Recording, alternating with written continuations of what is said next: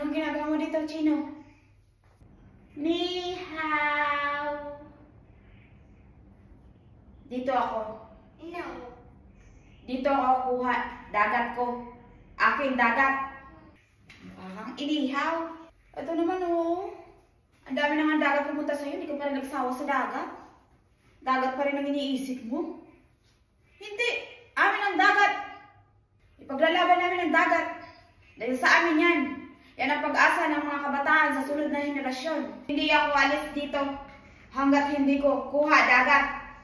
Akin dagat. Gawa ako. Negosyo. Dagat. Hindi. Ang dagat na yan ay para sa mga susunod na henerasyon. Ang pag-asa ng bansang Pilipinas. Ipaglalaban namin ang aming nasasakupan ng aming bansa. Ang aming dagat. Pilipino kami. Sa isip, sa puso, at sa salita. At ang mga tao, hindi at takbo! Malis ka na dito. Puro ka dagat. Babang gusto mo talaga ng dagat? Sige, antayin mo ako. Ibibigay ko sa'yo yung dagat na hinahanap mo. O yan. Dagat na yan. Ano to? Tubig dagat?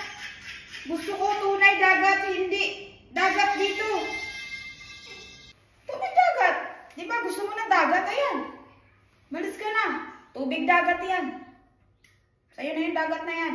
Gusto mo dagat? Ayaw ko nito.